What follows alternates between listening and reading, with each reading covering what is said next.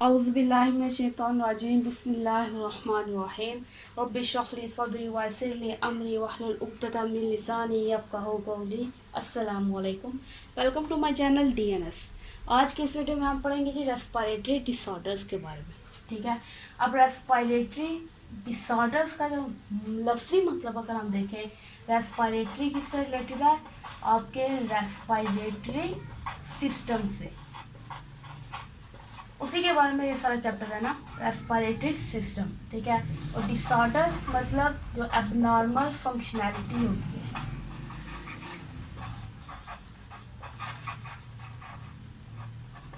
ठीक है, इसका मतलब क्या है कि जो रेस्पिरेटरी सिस्टम के जो ऑर्गन्स हैं, ठीक है, उनका जो नॉर्मल फंक्शन है वो क्या होगा, वो डिसरप्ट हो जाएगा। ठीक है, वो चेंज हो जाएगा। जो नॉर्मल से चीज़ हट के होगी उसको हम क्या कहते हैं? एबनॉर्मल। ठीक है, तो ये है रेस्पिरेटरी डिसऑर्डर्स का ब्रीफ सा, बिल्कुल छोटा चुन्नू मुन्नू सा इंट्रोडक्शन। ठीक है, अब सबसे पहले जो हमें रेस्पिरेटरी डिसऑर्डर देखना है वो है ब्रोंकाइटिस। ठीक है, ब्रोंकाइटिस नाम से जाहिर है ये ब्रोंक्यूल्स से रिलेटेड है। ठीक है, ब्रोंकाई और ब्रोंक्यूल्स से।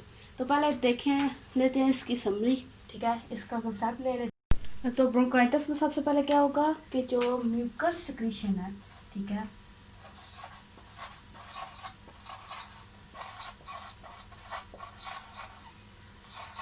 म्यूकस सिक्रीशन क्या होगी, वो इंक्रीज हो जाएगा।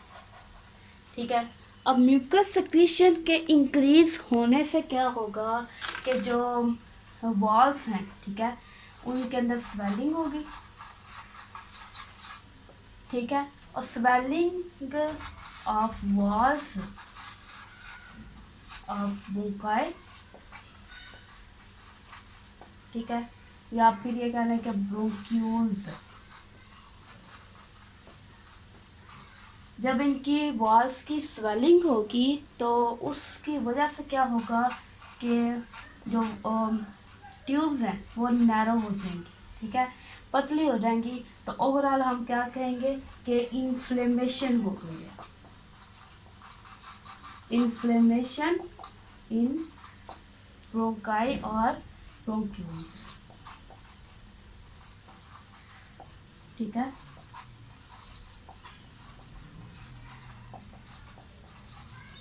सबसे पहले क्या हुआ, म्यूकस सिक्रीशन ज़्यादा होगी। ठीक है, अब म्यूकस सिक्रीशन के ज़्यादा होने से पहला पॉइंट हमारे पास क्या है कि म्यूकस सिक्रीशन ज़्यादा होगी। ठीक है, म्यूकस सिक्रीशन के ज़्यादा होने से क्या हुआ, स्वेलिंग ऑफ वॉल्स। ठीक है, जो वॉल्स हैं वो स्वेल होना शुरू हो गई। और स्वेलिंग के बाद क्या हुआ कि वो जो ट्यूब थी, ठीक है, ब्रोंकाई और ब्रोंक्यूल्स हैं जो वो ट्यूब्स हैं ना, ठीक है, वो नैरो हो जाएंगी। तो स्वेलिंग और नैरोइंग होने की वजह से हम ओवरऑल क्या कहते हैं कि इन्फ्लेमेशन हो गई है। ठीक है, अब अगर हम देखें क्रॉस सेक्शन, देखिए आप, ये देखिए एग्जांपल आप समझे कि ये फॉर एग्जांपल ये आपके पास क्या है, एक ट्यूब है। ठीक है, जब हम इसको ऐसे काटेंगे, ठीक है, इसका ऐसे क्रॉस सेक्शन लेते हैं तो ये इस तरह से हम इसका व्यू देखते हैं। ठीक है, अब इस तरह से जो व्यू आएगा वो आपको मैं दिखाने लगी हूँ किसका, ब्रोंकाई का। किस सिचुएशन में? ब्रोंकाइटिस की सिचुएशन में। ठीक है,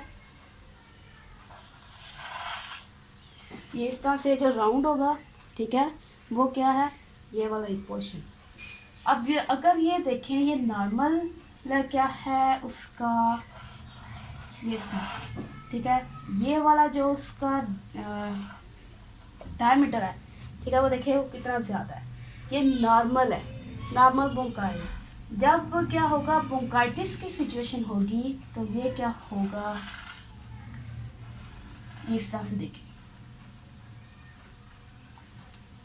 ठीक है, तो ये क्या होगा कि ये ट्यूब पर नॉर्मल है। ठीक है, और ये क्या है, ब्रोंकाइटिस की सिचुएशन में जो होगी वो है। ठीक है, अब यहाँ देखें, यहाँ पर कैसी है, ये है जी नॉर्मल। ठीक है, और ये देखें इसका डायमीटर कम हो गया। ठीक है, ये क्या हो गया हमारे पास, नैरोइंग ऑफ ट्यूब। ठीक है, अब ट्यूब्स जो होगी वो नैरो हो गई हैं। तो ये था इसका बेसिक कंसेप्ट कि ब्रोंकाइटिस के अंदर होता क्या है कि म्यूकस सिक्रीशन ज़्यादा हो जाएगी। ठीक है, म्यूकस सिक्रेशन के ज़्यादा होने से swelling of walls of bronchi और ब्रोंक्यूल्स।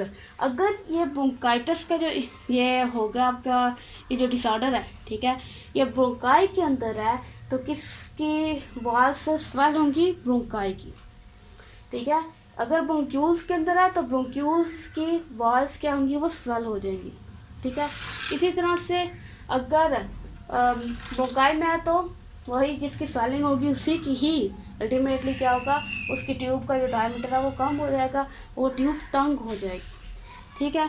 तो अल्टीमेटली हम ये कहते हैं कि इन्फ्लेमेशन इन ब्रोंकाई और ब्रोंक्यूल्स हो गई है, ठीक है। तो ये था जी बेसिक कंसेप्ट किसका? ब्रोंकाइटिस का, ठीक है। अब हम देखते हैं कि इसकी कॉजेज क्या हैं, ये होती क्यों है, ये ब्रोंकाइटिस होता क्यों है, ठीक है। तो जी इसकी कॉजेज, ब्रोंकाइटिस जो है वो वायरसेस की वजह से हो सकता है, ठीक है। वायरसेस, बैक्टीरिया, ठीक है, और केमिकल्स की वजह से, ठीक है, ठीक है। केमिकल्स में हम एग्जांपल ले सकते हैं जो आप तंबाकू का जो धुआं होता है, ठीक है, टबैको स्मोक, ठीक है। अब ये केमिकल्स में क्यों आ रहा है? क्योंकि जो टबैको स्मोक है, ठीक है, इसके अंदर बहुत ज़्यादा मिकदार में कार्सिनोजेंस मौजूद होते हैं। कार्सिनोजेंस यानी कि ऐसे, चलो लिख ही देते हैं, टबैको स्मोक के अंदर क्या होगा? कार्सिनोजेंस मौजूद होंगे। कार्सिनोजेंस मतलब कैंसर कॉजिंग एजेंट, ठीक है। तो ये भी ज़्यादा हार्मफुल है, ठीक है।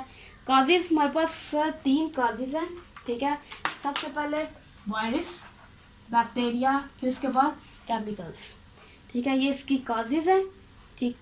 अब हम आगे देखते हैं टाइप्स के बारे में, ठीक है, कि जो हमारे पास है ब्रोंकाइटिस, इसकी ना 2 टाइप्स होती हैं, ठीक है।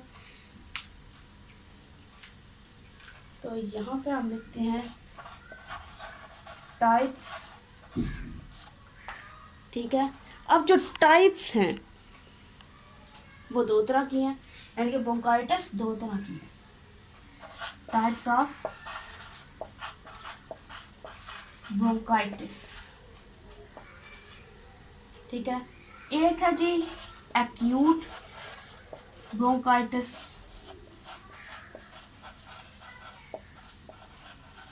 ठीक है, और दूसरी है क्रोनिक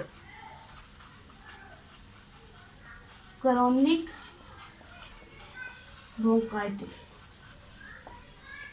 ठीक है। अब एक्यूट और क्रोनिक में 2 ना मेजर डिफरेंस आते हैं, ठीक है। ये हमारे पास ये 2 टाइप्स हैं, एक्यूट और क्रोनिक, ठीक है। एक्यूट कहते हैं ऐसे कोई भी डिजीज़ या डिसऑर्डर जब एक्यूट होगा, ठीक है, एक्यूट का मतलब होता है बिल्कुल छोटे टाइम पीरियड के लिए, ठीक है। ये होगा फॉर शॉर्ट टाइम पीरियड, बहुत कम वक्त के लिए ये बीमारी रहती है, ठीक है। अगर कोई भी डिजीज़ एक्यूट है, इसका मतलब है बहुत ही कम अरसे के लिए वो रहेगी, ठीक है। अब मसलन अब ये कह सकते हैं कि इसके लिए 2 हफ्ते आ सकते हैं, ठीक है, डेज टू वीक्स, ठीक है, कुछ दिनों से लेकर कुछ हफ्तों तक ये बीमारी रह सकती है, ठीक है। एक्यूट का ये टाइम पीरियड होता है, ठीक है। और क्रोनिक है जो ये क्या होते हैं मंथ्स टू ईयर्स, ठीक है, for long time period, for long time period में इसके अंदर क्या होगा मंथ्स टू ईयर्स, ठीक है, कुछ महीनों से या फिर 1 माह से लेकर कई सालों तक बीमारी रह सकती है, ठीक है। तो क्रोनिक में क्या है जी, सबसे पहले कि ज़्यादा अरसे के लिए होगा, और एक्यूट में क्या होगा, कम अरसे के लिए। कम कितना, यानी कि डेज टू वीक्स, ठीक है। अब क्रोनिक में कितना लंबा अरसा होगा, मंथ्स टू ईयर्स, ठीक है। अब एक्यूट ब्रोंकाइटिस है, इसमें देखें बहुत ही कम अरसे के लिए है ना, ये बीमारी बहुत कम अरसे के लिए अगर होगी तो जो आपके ब्रोंकाइटिस हैं, ठीक है, सॉरी, जो आपकी ब्रोंकाई ब्रोंक्यूल्स है उसको ये डैमेज भी कम करेगी, ठीक है, लेस डैमेज, ठीक है। इसके जो ये कह लें कि जो डैमेज है वो क्या होगा, वो बहुत ही कम होगा, ठीक है, परमानेंट डैमेज नहीं होगा। और इसके अंदर क्या होगा, परमानेंट डैमेज,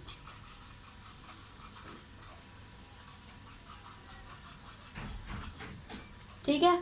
एक्यूट का एक दफ़ा दोबारा देख लें, एक्यूट ब्रोंकाइटिस हमारे पास दो टाइप्स हैं ब्रोंकाइटिस के, एक्यूट ब्रोंकाइटिस और क्रोनिक ब्रोंकाइटिस, ठीक है। एक्यूट ब्रोंकाइटिस में क्या होगा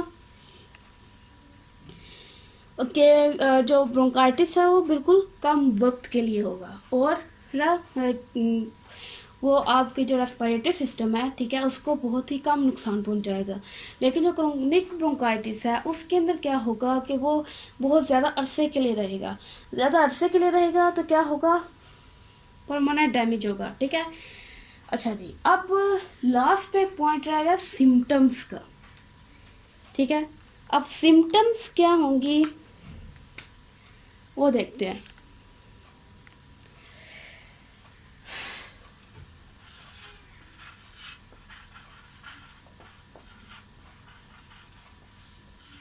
सिम्टम्स मतलब अलामात, ठीक है, कौन कौन सी अलामात होंगी ब्रोंकाइटिस की, ठीक है। सबसे पहले है जी कफ, ठीक है, खांसी का आना, ठीक, उसके बाद माइल्ड वीजिंग, वीजिंग का मतलब होता है कि जब आप सांस ले तो सीटी की आवाज़ नहीं आती, ठीक है, तो वो है माइल्ड वीजिंग, ठीक है।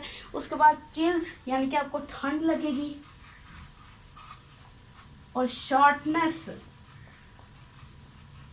ऑफ ब्रीथ, कि सांस आपको लेने में मुश्किल होगी, ठीक है, शॉर्टनेस ऑफ ब्रीथ, सांस का छोटा आना या फिर मुश्किल से आना भी कहने।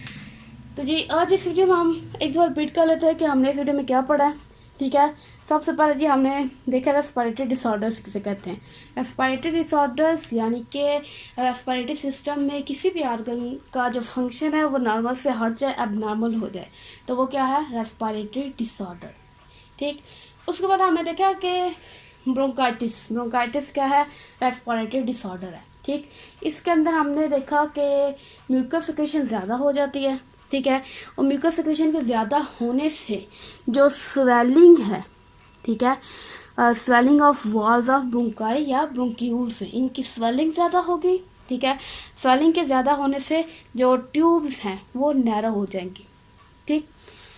अब इसको हम ओवरऑल हम ये कह सकते हैं कि इन्फ्लेमेशन ऑफ ब्रोंकाई, ठीक है, इन्फ्लेमेशन इन ब्रोंकाई और ब्रोंक्यूल्स, ठीक है।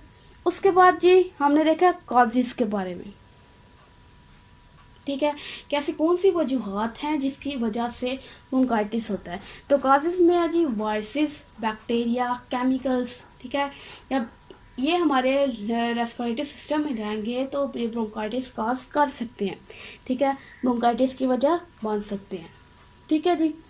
उसके बाद हम देखा टाइप्स ऑफ ब्रोंकाइटिस, ठीक है, दो टाइप्स हैं ब्रोंकाइटिस की, एक है एक्यूट ब्रोंकाइटिस, दूसरा है क्रोनिक ब्रोंकाइटिस, ठीक है।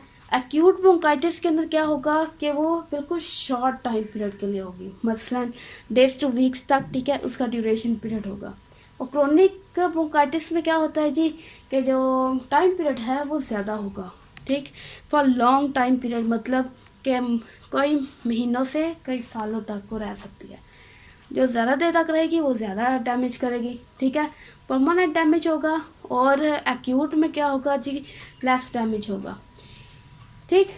उसके बाद है जी सिम्टम्स, कैसी कौन सी अलामात है, मतलब आपको कैसे पता चलेगा कि आपको ब्रोंकाइटिस है, ठीक है। तो उसकी कुछ अलामात हैं, कफ, ठीक है। खांसी का आना, माइल्ड वीजिंग मतलब कि जब आप सांस ले तो सीटी की आवाज़ आती है, ठीक है। उसके बाद चिल्स यानी कि ठंड लगना।